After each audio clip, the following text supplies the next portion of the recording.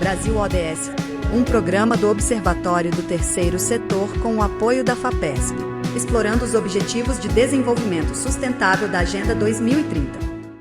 Os Objetivos de Desenvolvimento Sustentável, ODS, são metas propostas pela Agenda 2030 da ONU, um plano de ação para o desenvolvimento econômico, social e ambiental, com foco na paz e na prosperidade. Olá, eu sou Joel Scala e começa agora o Brasil ODS, o programa do Observatório do Terceiro Setor, com apoio da FAPESP, a Fundação de Amparo à Pesquisa do Estado de São Paulo. Hoje vamos falar sobre mobilidade urbana e transporte público. ODS 11, que visa tornar as cidades e os assentamentos humanos inclusivos, seguros, resilientes e sustentáveis. Participam do programa de hoje o José Donizete Casolato. Ele é geógrafo especializado em identidades urbanas e geográficas, estruturas territoriais e regionais. Ele é pesquisador associado do Centro de Estudos da Metrópole. Olá, José Donizete, seja muito bem-vindo ao nosso programa. Muito obrigado, Joel. A nossa outra convidada é Nina Orlon, arquiteta e urbanista formada pela FAUSP, com pós-graduação em construções sustentáveis, na FAAP. Ela é coordenadora do Movimento Nacional pelos Objetivos de Desenvolvimento Sustentável. E ela é também integrante do GT, Meio Ambiente, da Rede Nossa São Paulo e da Aliança Resíduo Zero Brasil. Sejam bem-vindos. Essa semana teremos a participação da nossa colunista Gabriela Chabu, especialista em ODS, a nossa parceira de conteúdo, a ONU, que vem de Nova York, trazendo uma reportagem sempre muito importante para que você fique conectado com as notícias do mundo. Fique sintonizado na Rádio Brasil Atual para não perder as atrações do programa de hoje. Mas também, lembrando que nós teremos o nosso momento musical para dar uma descontraída no assunto transporte coletivo e mobilidade urbana. 36% dos brasileiros de grandes cidades passam mais de 1 hora por dia no trânsito, de acordo com a pesquisa da CNI, a Confederação Nacional da Indústria. 21% ficam entre 1 e 2 horas, 7% entre 2 e 3 horas, e 8% mais de 3 horas. É um número, claro, Nina, que contribui para que a qualidade de quem vive na nossa cidade seja muito menor do que o esperado, né? Com certeza, gente. Obrigada pelo convite, Joel. Você falou muito bem, quer dizer, qual é a qualidade de vida que o transporte público e a mobilidade devem oferecer, porque é um meio para a gente ter qualidade de vida. Então, a gente não quer colocar isso como um objetivo maior. Você falou muito bem, ele está dentro dos ODS, na verdade está em todos os ODS. Então, porque para a gente conseguir ter bem-estar, a gente precisa ter muito mais conforto, né? Muito mais oportunidades, e é isso que eu acredito que na cidade de São Paulo é mais pessoas que ficam presas no trânsito do que essa pesquisa pode ter sido feita assim na média, né? Mas a gente sabe, aqui em São Paulo, por exemplo, choveu, ou realmente acontece nas periferias, a gente sabe como que isso impacta. E o José Donizete sabe muito bem dos problemas da cartografia da cidade, né? O que isso implica, porque além da cidade, a gente tem a região metropolitana, que se torna mais complexo ainda, né? É verdade, Nina. E no início do programa eu esqueci de dar um bem-vindo a você, né? Que novamente comparece ao Brasil ODS. É muito bom tê-la conosco, viu? A pesquisa da CNI, José Donizete, mostra também que 55% das pessoas têm qualidade de vida afetada em razão do tempo gasto no transporte. E 51% afirmaram que o tempo perdido no trânsito impacta em sua produtividade. Olha, falei de qualidade de vida, agora produtividade. Qual é a sua visão disso, José? A partir dessa pesquisa, qual é a visão do geógrafo, né, que estuda cartografia? O geógrafo, ele ele fica feliz de saber que essas novas denominações, tipo ODS, né, elas são uma visão geográfica, de certa forma, porque um dos pilares da geografia é o conjunto, é a integração de todos os elementos da paisagem e todos os aspectos da vida humana, né?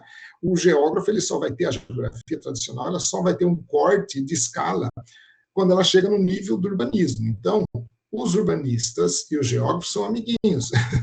Eles têm um foco muito similar, mas o urbanista ele vai do bairro fica pelo bairro, por ali, ele não vai avançar na escala de municípios, de regiões e de estados. E o geógrafo não, ele também não vai muito além do bairro, ele volta para uma visão maior. Mas, de todo modo, o que eu queria dizer, você falou da cartografia, nós, como geógrafos, quando nós vamos preparar uma base cartográfica, vamos elaborar, retratar, nós vemos na prática o quanto nós fazemos de errado. Tá? Então, o caso clássico, me lembro que nos anos 70, foi, acho que na gestão do Olavo Setúbal, se não me engano, que se fez a codificação das vias em São Paulo. Se instituiu uma forma sistêmica de identificar e também de depois cobrar o imposto. Tá? Nós tínhamos em São Paulo bairros e mais bairros, extensões imensas, com ruas alfanuméricas. Tá? Então, Rua 1, Rua 2, Rua 3, 25, 37, ou Rua A, B, C, D, todo o abecedário. Isso gerava uma dificuldade para a prefeitura, que não conseguia coletar o imposto devido, e também gerava para o cidadão uma situação de precariedade clara. Que rua você mora? Na 27. É uma coisa meio... né? Porque tinha várias 27 ao longo da cidade. Então, a questão da pertinência do cidadão naquele pedaço de cidade, naquele pedaço do espaço geográfico, do espaço urbano, era visivelmente prejudicada. Esse é um aspecto. Né? Então, já desde aquele tempo, você já tinha a cartografia, a implantação da cidade não era adequada. Tá? Agora, mais recentemente, nós entramos no campo dos loteamentos não oficiais. Nós tínhamos um mapa oficial da cidade, que foi gerado nessa época, mas já começaram a aparecer áreas de extensão considerável que não apareciam no mapa, simplesmente, e aí a prefeitura, o que ela dizia? Mas esse loteamento não é oficial. Então, esse cidadão não existe para mim. Nós temos aí já começa na cidade, né? Os lotamentos clandestinos que se proliferaram nas décadas de 60, 70, né, na cidade, e que depois iam requerer água, luz, saneamento básico e tal. Né? Não houve, em parte da cidade, um planejamento, né, estratégico, né, de crescimento. Esse é o grande problema. E claro que isso afeta na qualidade de vida e afeta na mobilidade urbana das pessoas. Bom, a gente sabe que a pandemia, Nina, afetou a mobilidade urbana. Agora, quem está nos ouvindo fala, e como melhorar isso? Né? Nós temos que deixar registrado aqui na visão dos nossos convidados como nós podemos construir um novo cenário diante da realidade que vivemos hoje, Nina. Então, gente, eu acho que o José Donizete trouxe nessa questão do planejamento urbano é fundamental, porque como é que a pessoa vai ter, para onde que está indo o investimento público, né? Então, para melhorar a qualidade das vias públicas, vamos asfaltar bastante, que é para a pessoa que tem carro ter mais conforto, ou, de repente, a gente não tem que mudar essa visão e começar a investir em corredores de ônibus, justamente para essas áreas mais periféricas e até nessas ocupações que vai havendo. E por que estão havendo essas ocupações? Você citou o ODS 11, é justamente como é que estamos planejando moradias para as pessoas, né? Elas não têm acesso do ponto de vista econômico também. E você citou também, Joel, que uma grande parte da população, 50%, se impacta com a questão, né? Então, pensa assim, uma família onde as crianças já voltaram da escola, mas o pai e a mãe ainda não conseguiram voltar. Então, essas crianças ficam sozinhas em casa, esperando os pais chegarem. Quer dizer, é muitas questões que vão aparecendo, transversais a esse problema, né? Então, a falta de mobilidade, até o transporte escolar. Como é que a gente está conseguindo resolver o transporte escolar público para que realmente a coisa flua de um jeito que a família possa se reunir no jantar, poder jantar todo mundo junto, né? Então, eu reflete as desigualdades que existem na nossa cidade. Né? Exatamente, que é o ODS 1 e o 10, que na nossa visão, eles são fundamentais para ter um fio condutor das políticas públicas. Se a gente não erradicar a pobreza, que tem as suas questões aí, que a gente precisa se esforçar, né, oportunidade de trabalho, ODS 8, mas e também o ODS 10, que é a diminuição das desigualdades das cidades. A gente estava vendo a questão do mapa da desigualdade que temos na cidade de São Paulo, especificamente, mas que pode ser multiplicada, essa mesma análise, para outras cidades, cidades grandes, cidades médias. Como é que a gente está na questão de oferta de trabalho e renda para as pessoas, como é que a gente está na oferta de moradia, que a gente citou, como é que está a calçada, porque grande parte das pessoas caminha a pé, né? E aonde a gente até sabe que tem essa máxima, por onde uma criança vai em segurança, vai passar um carrinho, vai passar uma pessoa cadeirante, vai passar uma pessoa idosa, mas as nossas calçadas são um horror, né? Então, o que acontece? A pessoa tem que caminhar pela guia, pela rua, né? Muitas vezes se arriscando, né? E uma outra questão que eu queria citar aqui no ODS 3, que é da saúde e bem-estar, existe uma meta que fala da diminuição dos acidentes no trânsito.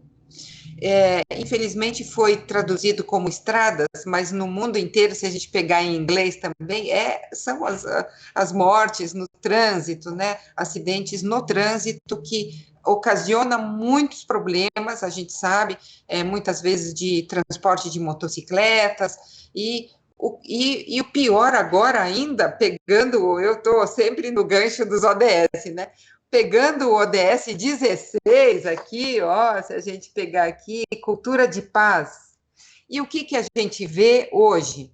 Com um acréscimo absurdo de armas no trânsito. As pessoas saem para dirigir, vão armadas. Aí um cara esbarrou no outro, já dá problema de acidente, né? Então, assim, a questão da mobilidade, ela tem essa complexidade e, por outro lado, uma facilidade da gente pensar, tem solução A, B, C, D, com certeza os políticos podem se debruçar sobre isso. A sociedade civil organizada se reunir para buscar soluções, né? E pressionar o poder público municipal, né?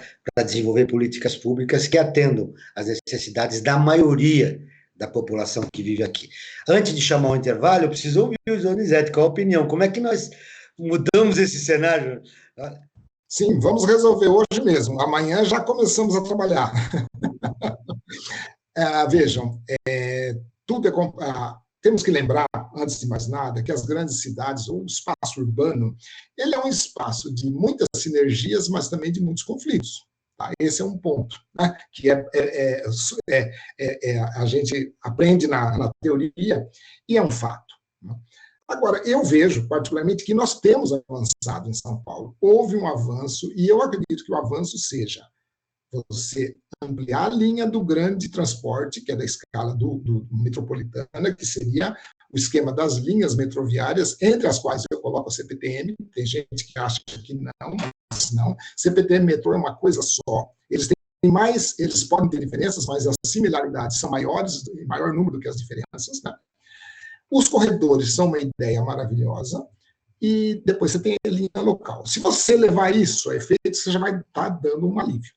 Mas você tem uma segunda questão, que é a questão da governança, a nossa questão das estruturas territoriais, estruturas de poder e decisão. Por quê? Nós falamos muito de região metropolitana, mas nós temos dentro da região metropolitana uma coisa que se chama município de São Paulo, que na verdade não é um município, ele tem uma dimensão demográfica equivalente a estados ou países. Tá? A população do município de São Paulo, isso a gente vem martelando há muito tempo, é equivalente à da Bolívia, da Grécia, de Portugal, de vários países considerados médios, não países muito pequenos. E dentro do Brasil, se São Paulo fosse um estado só um município, ele seria, acho que, o quarto estado brasileiro, ou quinto, uma coisa assim. Então, veja, tem mais gente em São Paulo do que na Bahia toda, praticamente. É uma coisa ser o Rio Grande do Sul, Paraná.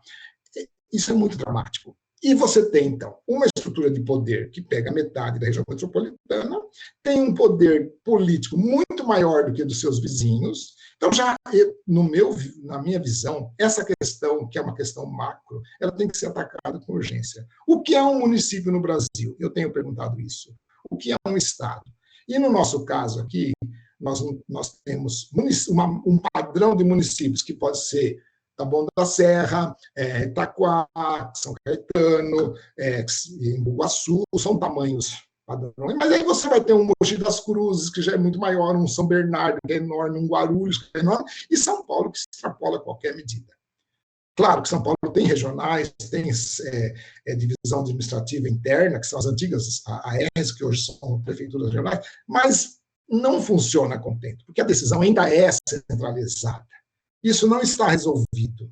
Tanto é que o metrô, ele apesar de ter a participação do Estado, ele é uma coisa que só fica no município de São Paulo. Ele só pensa São Paulo, ele não pensa que tem mais vida além da fronteira. Então, essa questão, para mim, ou você divide São Paulo em 100 municípios, e fica todo mundo pequeno para falar com o mesmo peso, ou você junta os outros, ou você cria uma instância metropolitana com poder político. Então, aí a coisa começa a mudar. É um ponto. Olha que interessante. É muito interessante a sua proposta, né? Diminuir São Paulo em vários municípios para melhorar a qualidade de vida das pessoas e buscar solução para os problemas que envolvem a nossa cidade. Vamos ver agora a Rádio ONU, parceira de conteúdo do Observatório do Terceiro Setor, com a reportagem. A força de trabalho na América Latina deve ser de mais de 54% da população até 2050. Maíra Lopes, da ONU News, em Nova York, tem as informações. Notícias do mundo com a ONU News. Em 2023, a população da América Latina chegou a 652 milhões de pessoas.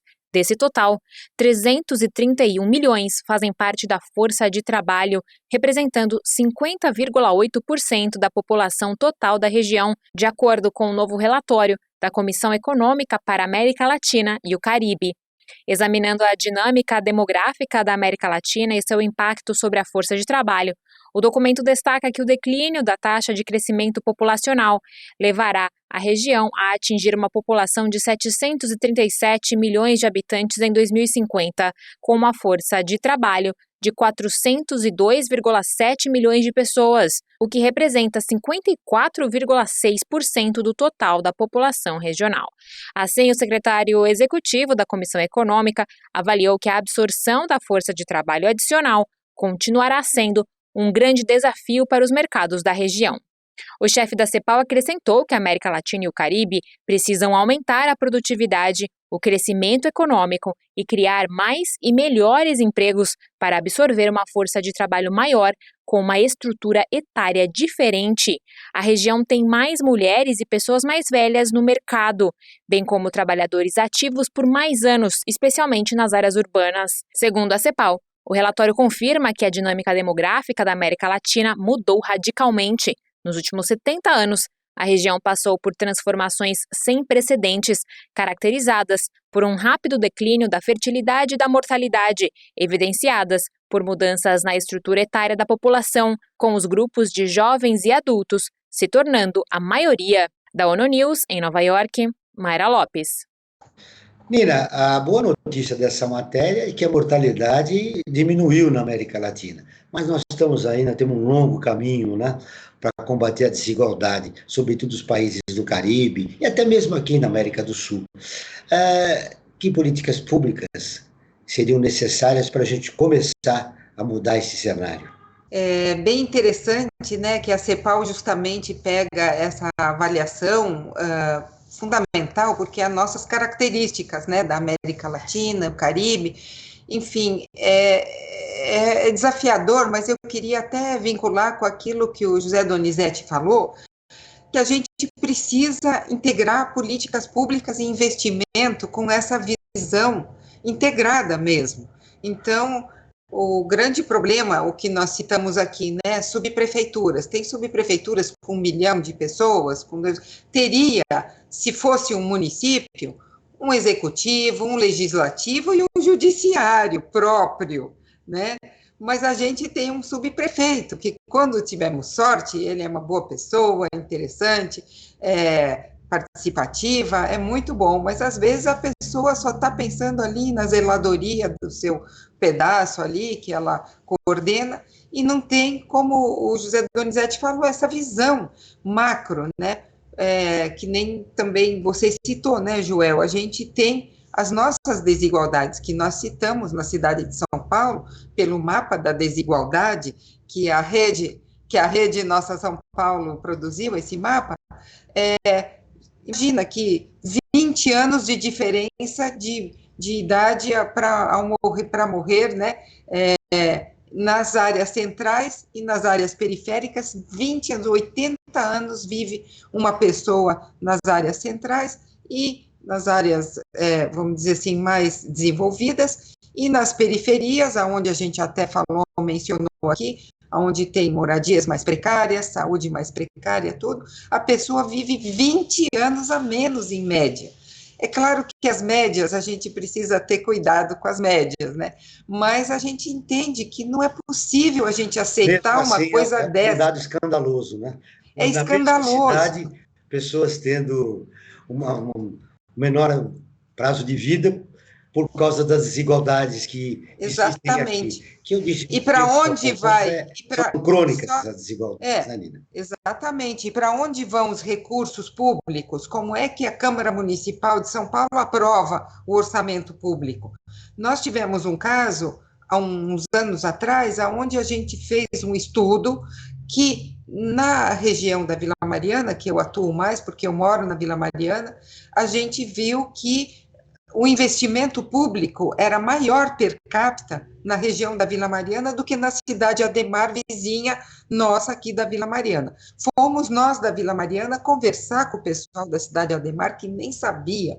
Ou seja, aqui, de certa forma, a gente tem educação, saúde, um pouco mais bem resolvido. Além de todos os problemas, Nina, temos o desafio da comunicação. Eu quero ouvir você, Donizete, mas antes eu quero falar do destaque da semana no site do Observatório. Vou apresentar agora uma das matérias que mais lidas no nosso portal nos últimos dias. Lembrando que esta matéria você pode ler no nosso site. Olha só que matéria interessante, José Donizete e Nina. Ateliê Solidário. Projeto oferece geração de renda por meio de costura. O Ateliê Solidário é um projeto de geração de renda para pessoas em situação de vulnerabilidade social, que saibam costurar, mas não possuem máquinas. A iniciativa gratuita faz parte das ações da ONG Liga Solidária.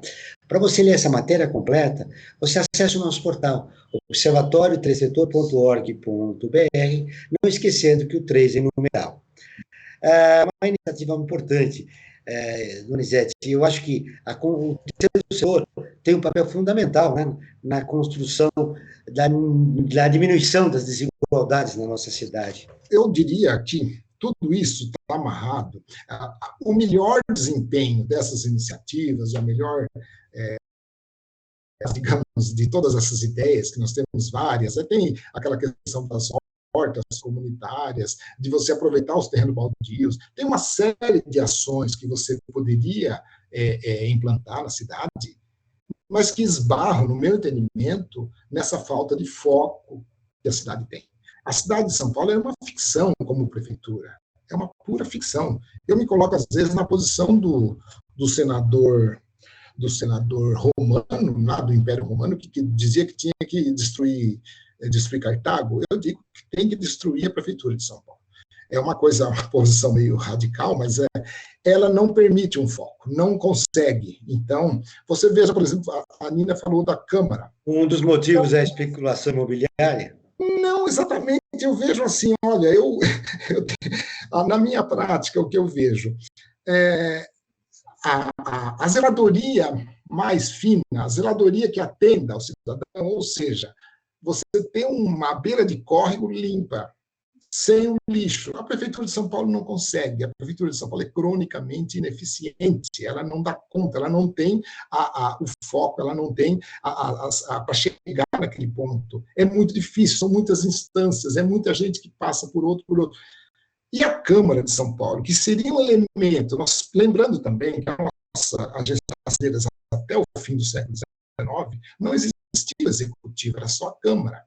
Eram algumas pessoas que decidiam ali coletivamente. O executivo ele surgiu como uma costela da Câmara, só que ele acabou tomando poder total e a Câmara virou um poder residual. Ela é apenas uma instância política, ela não tem uma função clara. E ele devia ser o representante da própria coletividade. Vocês vejam uma questão. Eu recentemente quis fazer uma pesquisa, faz alguns anos, para saber de onde eram os vereadores de São Paulo. São apenas 33, né, uma coisa assim. Eu queria saber, eles são concentrados na região mais adensada? Eles são da Zona Leste, são da Zona Norte, são da Zona Sul? Como que é essa distribuição? Porque, a rigor, se você tem 96 distritos, você devia ter um vereador para cada distrito. Seria uma forma de você já democratizar a decisão da cidade. Mas não é, com certeza não é. Porque o distrito é o município. Então, você pode ser que você tenha metade da Câmara toda aí de Vila Mariana, Pinheiros. Pode ser que não, pode ser que sim, mas na prática não é o que acontece. Você não tem uma distribuição. E quando eu consultei a Câmara, para saber o endereço dos vereadores, vejam bem, o vereador é o representante do povo, ok? Ele é o representante direto da população. Então, o vereador devia ser conhecido, sabido, visto na rua, todo mundo saberia onde ele mora, e ele seria uma pessoa querida, uma pessoa ali que foi eleita pela população. Pois a Câmara me disse que não podia dar o endereço dos vereadores. Agora nós vamos falar um pouquinho da sua pesquisa, viu, José Denizete? A equipe de transferência e difusão do Centro de Estudos da Metrópole elaborou uma base com dados georreferenciados que apresenta 15 diferentes corredores de ônibus da região metropolitana de São Paulo, somando quase 200 quilômetros de vias mapeadas. Conta um pouco da sua pesquisa, o objetivo dela e quais os resultados importantes que o cidadão comum pode vislumbrar depois dela realizada completamente. Bom, essa pesquisa, Joel, ela faz parte de um conjunto que nós temos, de um trabalho que nós buscamos completar, melhorar, aprimorar a cada ano, a cada oportunidade, que é uma cartografia básica da região metropolitana. Então, nós temos lá uma base cartográfica dos rios, nós temos lá uma base cartográfica das vias principais, das ruas todas, nós temos de todas as linhas de transporte de grande porte, como é o caso de metrô e CPTM, os principais áreas verdes, os limites, evidentemente, uma série de temas que nós juntamos, e um deles seria o corredor. Então, ele faz parte de um conjunto maior. Então, o melhor uso dessa base dos corredores seria, juntamente com os pontos que são os terminais de conexão, os terminais de integração das linhas com o ônibus do corredor, né? E também com outros temas, como o próprio metrô, ou como as vias principais, ou até as linhas de ônibus. E aí é que começou o nosso problema, a questão, por exemplo, das linhas de ônibus normais, as comuns. Elas são um emaranhado que não tem quase nenhuma lógica, porque elas obedecem uma lógica, aquela lógica das empresas transportadoras. Há um histórico aí meio mal contado de como essas linhas foram estabelecidas. E a prefeitura nunca houve uma gestão clara disso.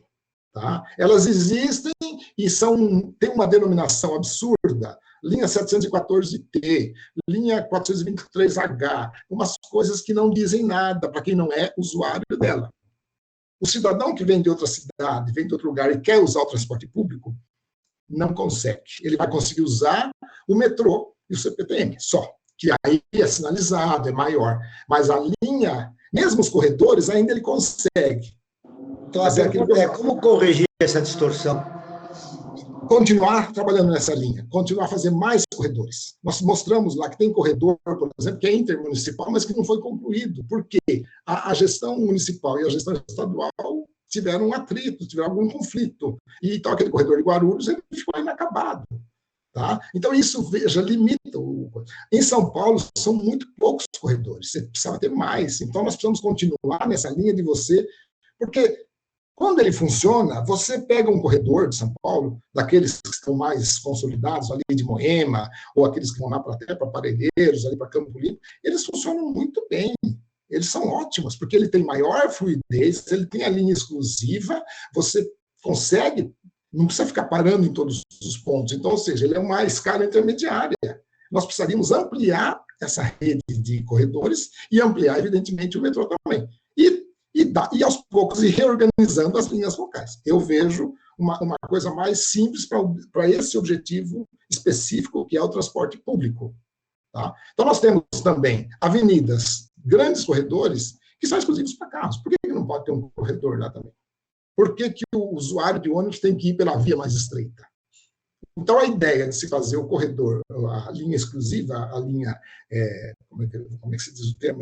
Quando ela é segregada, é excelente, porque uma linha de metrô, de corredor, ele é um pré-metrô. Quando aquele corredor está muito demandado, está evidente que você precisa fazer uma linha de metrô ali, não precisa fazer um outro estudo.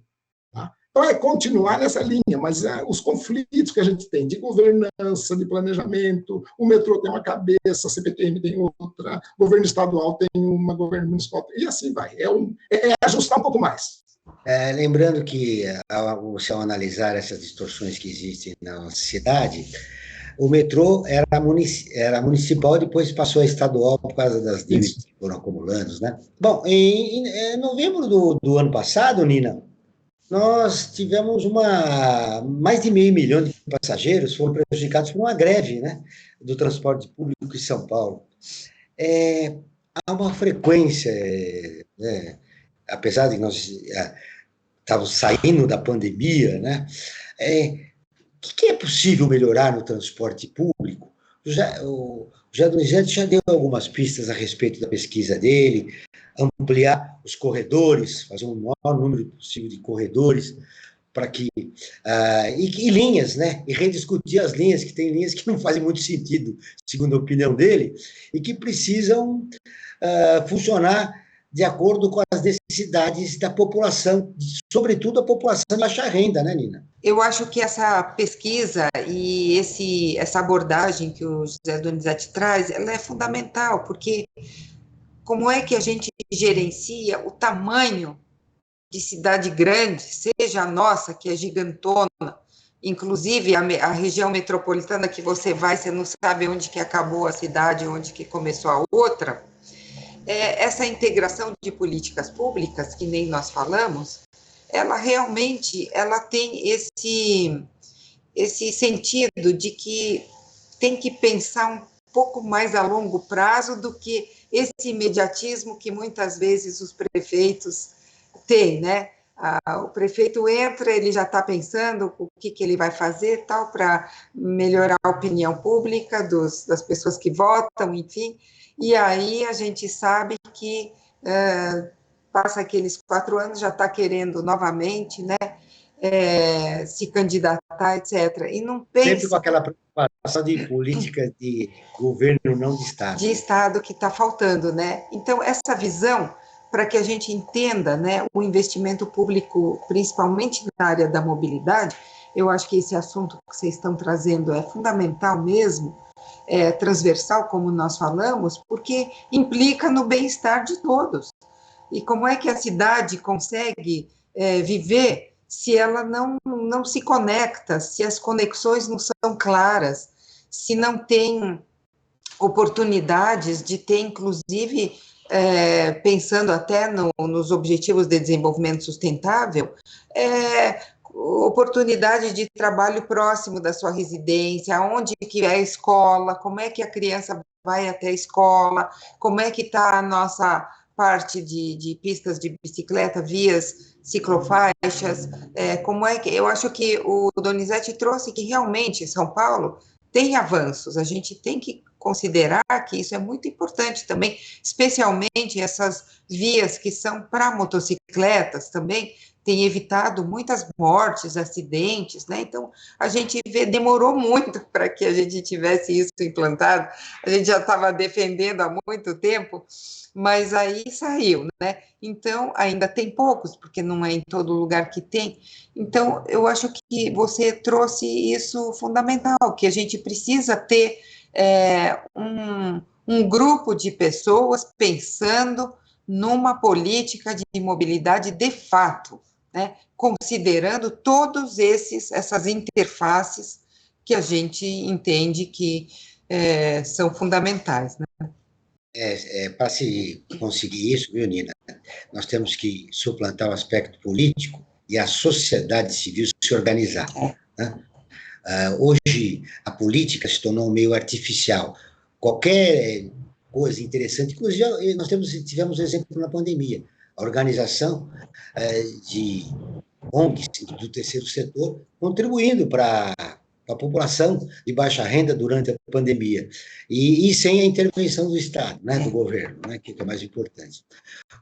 Zé, tem uma curiosidade, Zé.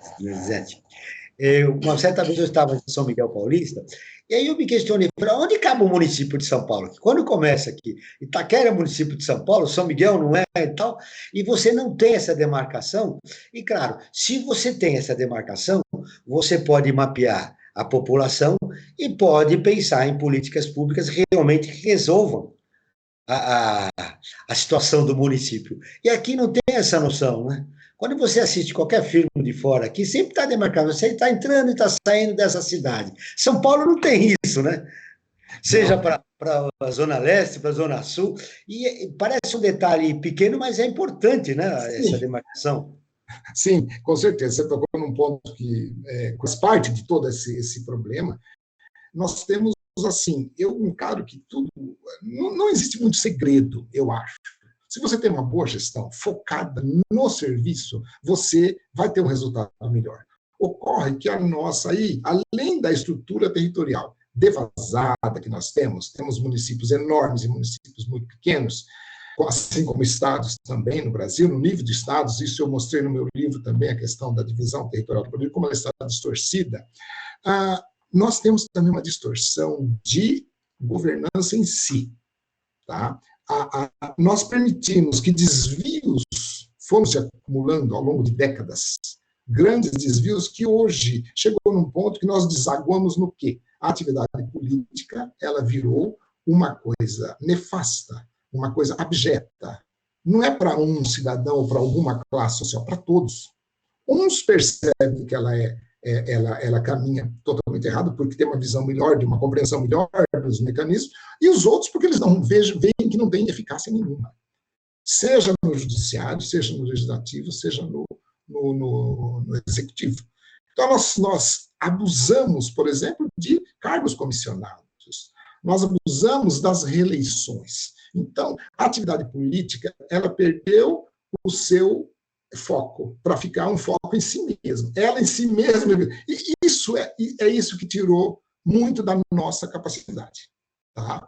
É verdade. Por isso a gente volta na organização da sociedade civil, porque há um perigo em criticar a política, porque ela é um componente importante da democracia. Fundamental. Né? Então, quando a gente fala dessas distorções, a gente tem que resgatar que nós defendemos a democracia e que o regime não é perfeito, mas é fundamental para que a gente alcance resultados expressivos no combate às desigualdades do país. Agora nós vamos divulgar a enquete do nosso programa. Sempre a gente faz uma enquete a respeito do tema do programa. A enquete de hoje foi: você pega transporte público diariamente? Olha o resultado, gente. Eu não vou falar a minha opinião para não induzir meus convidados. 32% diz que sim, 68% diz que não.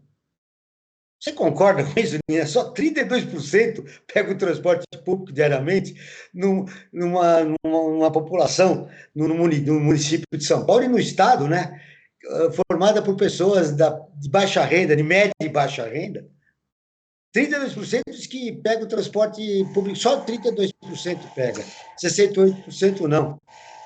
Eu acho que precisa Você acha analisar o universo dessa enquete, né? Que a gente então, pode estar respondendo, né? Porque muitas vezes aquela pessoa que sacoleja. Pessoas que entraram no nosso Instagram e responderam a nossa enquete. Exatamente. Não, é muito mais gente. Esclarecendo, né? Mas eu queria trazer também, Joel e José Donizete, uma questão que está muito atual, né, hoje em dia, que é a tal da inteligência artificial, né? Então, tem polêmica, inteligência para cá, inteligência para lá, mas para a mobilidade, a gente poder se utilizar para começar, hoje em dia, que nem o José Donizete está trazendo a coisa da cartografia. Hoje, se a gente não coloca em algum mapa desses do celular para chegar de um lugar a outro, você não chega. Antes a gente ia meio na intuição, conhecia a cidade, né? Hoje você precisa colocar aquilo porque é um tal de mão contra mão, é buraco, é paralisação, é tudo. Então você tem que estar, para você conseguir ter um pouco mais de mobilidade, você fica dependente e às vezes fica até meio tolhido de entender onde você está, porque você só está lá no celular sendo conduzido, né?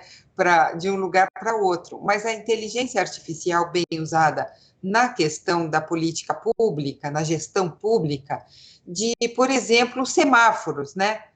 Por que a gente não tem isso já aplicado? Em algumas vias, né? Qualquer chuva, eles apagam. Eles apagam. Para a pessoa atravessar, às vezes você tem lá 1 segundo para atravessar, tem que sair correndo. Então, tudo isso é possível programar uma cidade inteligente que se busca, né? Inteligente, até a gente fala assim, inteligente para quem, né? Se é para todos os usuários ou se é para aquela meia dúzia que tem carro e que vai, então, com facilidade se transportar de um lugar para o outro. Aqui, perto da onde eu fico, tem um viaduto que foi construído sobre o Rio Pinheiros, onde um viaduto maravilhoso, saem todas as fotos, mas ele não permite o transporte público. Foi construído com dinheiro público um viaduto que só permite carros, nem bicicleta não pode. Então, assim, facilitou a minha vida se eu vou de carro. Se eu vou de ônibus, eu vou ter que dar uma volta e vai demorar mais 1 hora, 2 horas para poder chegar do outro lado. Então, você vê que tipo de inteligência que a gente está aplicando, né? E essa oportunidade... Da inteligência artificial, que ela deve ser democratizada, né? Exato. Não só para os usuários que têm automóvel, mas para todas as pessoas. Eu lembro que a linha amarela já utiliza a inteligência artificial aqui em São Paulo, mas em relação àquelas linhas de ônibus da periferia, a coisa ainda deixa a desejar. Eu queria só, sim ou não, eu tenho umas perguntas, o pessoal opinou sobre esses 32% contra 68%, que me surpreendeu, né? O pessoal do Instagram de carro. O Enzo Marcondes, primeiro, te surpreendeu essa pesquisa, Nina, sim ou não? Sim. Sim, te surpreendeu. O Enzo Marcondes, ele pergunta para você, por que o metrô de São Paulo apresenta tantos problemas? Eu acho que o Enzo deve morar na região sul, porque tem até aquelas linhas, a partir da linha 6, 7, né? Que dá muitos problemas porque sob trilhos, né? Dos trens, né? Da CPTM, né? E realmente não tem semana que você não vê problema, né, nesses trens da CPTM. Mas ele pergunta, por que você acha que dá tanto problema? Então, eu acho que tem que ter investimento em manutenção, fiscalização, prevenção. A prevenção é sempre o melhor caminho, né? Porque é o tal negócio, é que nem a questão da arborização urbana. Se a gente não se importa com a árvore, uma hora ela vai cair e vai cair, né? Ou cuida mal. Então, eu acredito, não vou poder julgar exatamente, porque eu não sei por que, afinal de contas, tem tantos problemas. Mas imagino que a prevenção é sempre a alma do negócio, porque aí você já está controlando, no controle, câmeras. Aqui, por exemplo, é comum a gente ficar ouvindo que roubam fios, ou alguma coisa desse tipo, né? Assim, roubaram peça, roubaram fios. Então, assim, esse controle. Então, mesmo que a gente não consiga evitar, a gente tem que conseguir substituir rapidamente. Esse que é o problema, a eficiência do poder da municipal, manutenção. né, de fazer a manutenção. Mas te surpreendeu esse 32 vezes 68, José Donizete? Sim, não, sem dúvida, ele foi feito num recorte de usuários específico, né? Porque quem tem Instagram, eu, por exemplo, não tenho um Instagram que está lá abandonado, nunca usei direito, mas, assim, é claro, é evidente que nós somos uma nata econômica, uma nata de poder aquisitivo que, claro, pouca gente usa. Agora, também isso aí vai trazer uma outra questão que a gente discutia muito no SEM, que é essa questão: o transporte é público ou é social? Muita gente ainda tem na cabeça aquela ideia de que transporte público é transporte para operário, para a periferia. Não tem a visão de que o transporte é da cidade como um todo. Tá? Isso faz uma diferença, né? Porque nós herdamos essas linhas, como eu falava, a linha antigamente era uma cata-osso de operário para levar para a fábrica.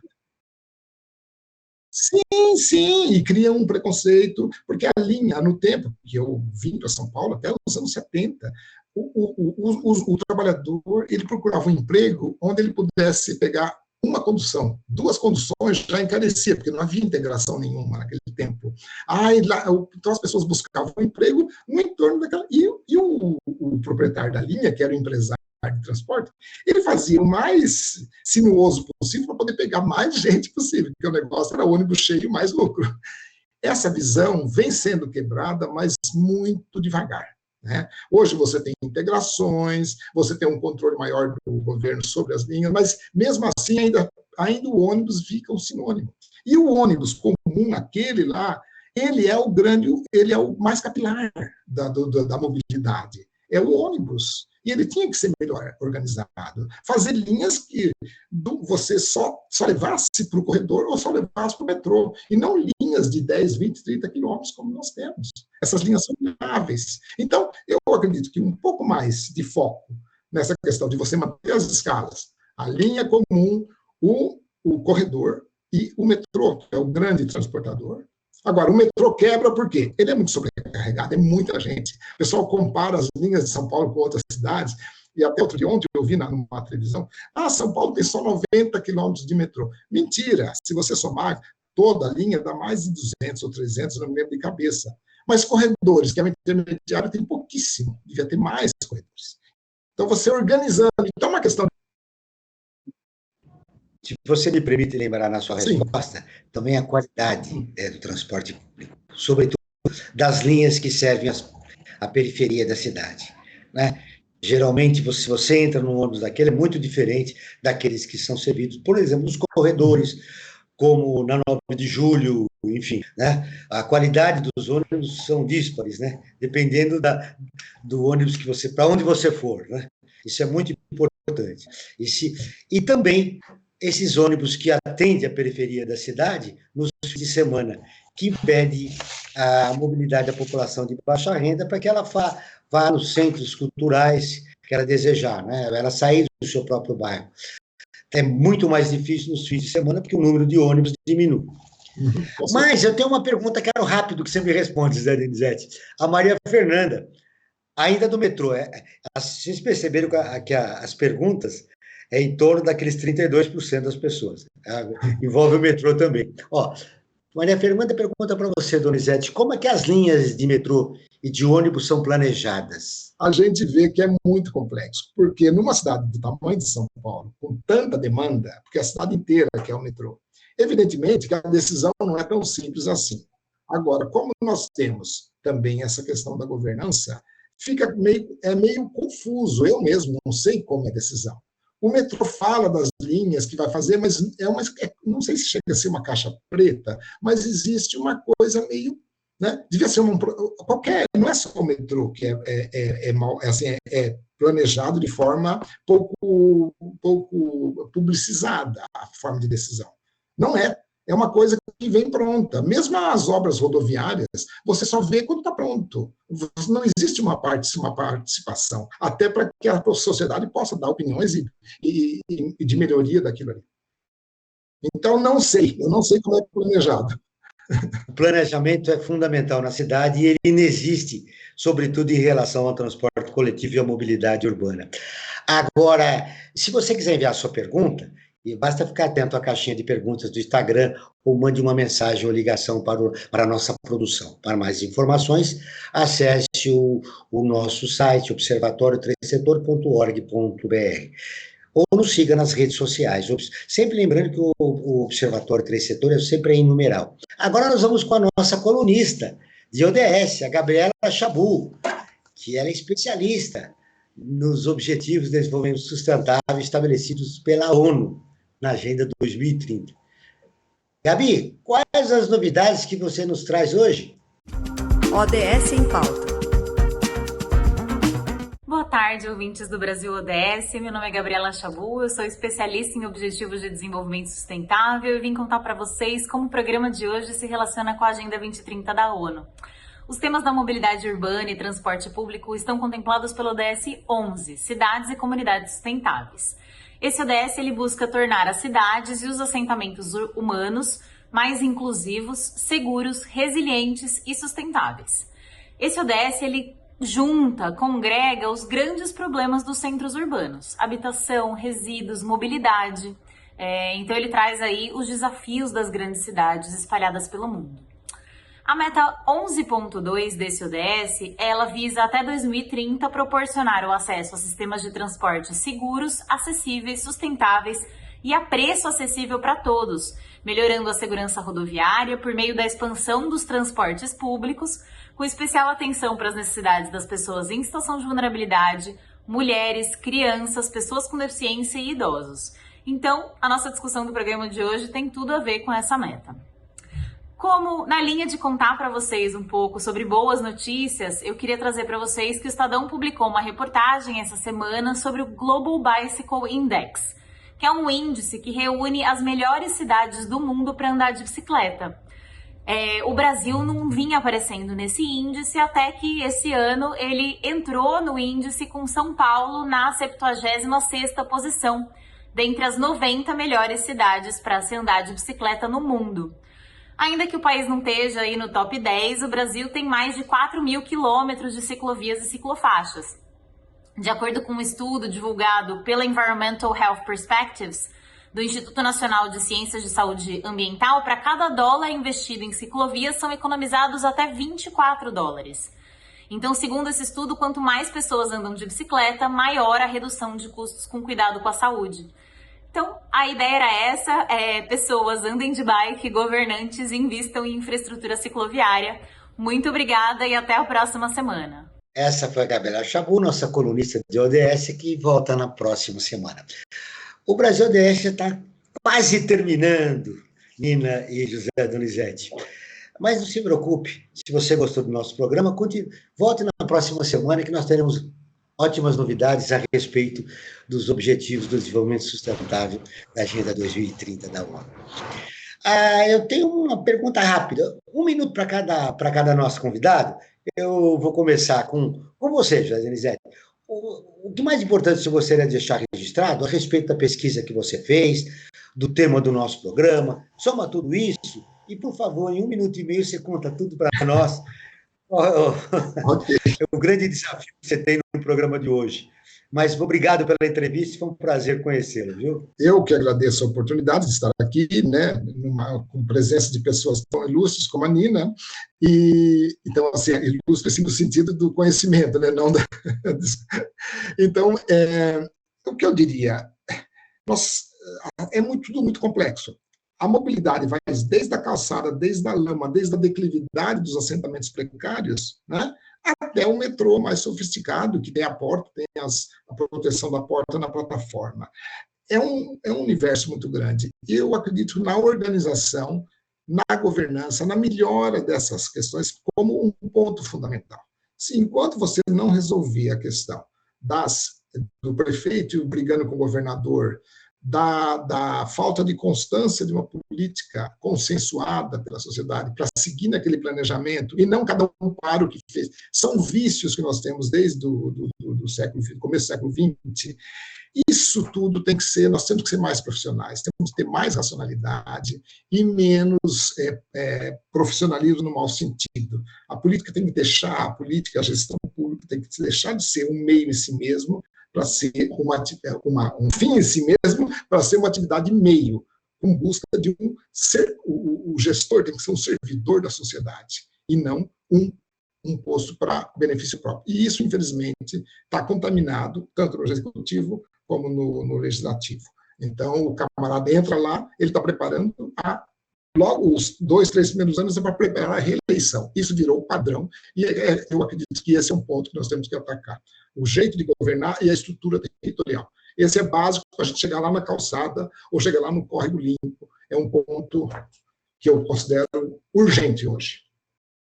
Esse é o grande desafio da sociedade civil, acabar com essa cultura, uma mudança cultural no país.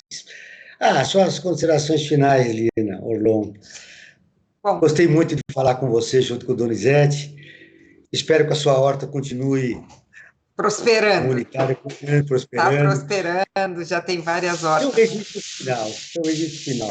Eu queria agradecer também, falar que eu estou muito feliz aqui com o José Donizete. A gente tem que tricotar mais junto aí das nossas andanças e as nossas visões, porque são muito semelhantes, que a gente percebe da importância dessas políticas públicas. E falando de ODS, aliás, eu quero falar que a Gabriela Chabot é grande referência para a gente, tivemos reunião com ela, é super parceira, e a Agenda 2030 realmente tem ela como uma grande mobilizadora, assim, uma referência mesmo para todos nós, principalmente na cidade de São Paulo, e não só.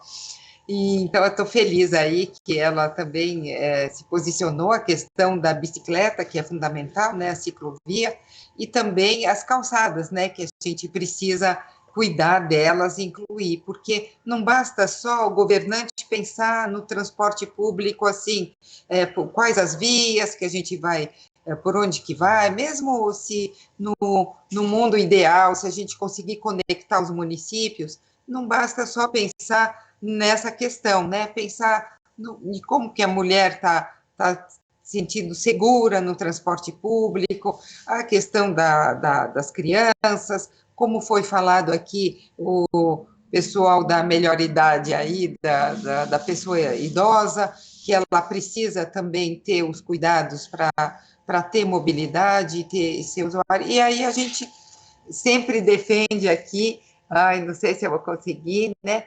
O que nós falamos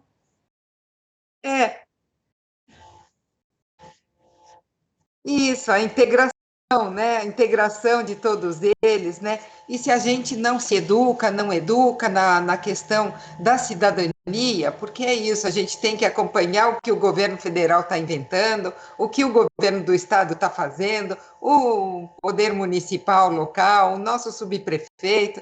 Então, o cidadão tem muitos desafios aí e olhar essa transversalidade dos ODS. Vamos encarar esses desafios que a sociedade nos impõe, né? Isso. Combatendo os problemas que envolvem não só a mobilidade urbana, o transporte público, mas também as desigualdades que existem no nosso país. Claro. Meus agradecimentos a José Donizete Casolato, geógrafo especializado em identidades urbanas e geográficas. Ele é pesquisador associado do Centro de Estudos da Metrópole. A Nina Orlon, arquiteta e urbanista, formada pela FAUSP, e coordenadora do Movimento Nacional pelos Objetivos de Desenvolvimento Sustentável de São Paulo. E também ela é da Rede Nossa São Paulo e da Aliança Resíduo Zero Brasil. O Brasil ODS, um programa do Observatório do Terceiro Setor, com apoio da FAPESP, a Fundação de Amparo à Pesquisa do Estado de São Paulo, Ele está terminando, como eu já disse, mas não esqueça de nos seguir nas redes sociais. E é muito importante isso. observatório3setor.org.br, os 3 sempre em numeral.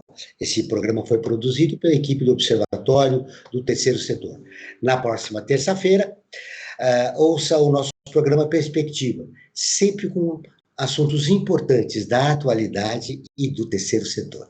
E ficamos por aqui, sempre na luta por uma sociedade mais justa, solidária, sustentável e tolerante. Até o próximo programa. Brasil ODS, um programa do Observatório do Terceiro Setor com o apoio da FAPESP, explorando os Objetivos de Desenvolvimento Sustentável da Agenda 2030.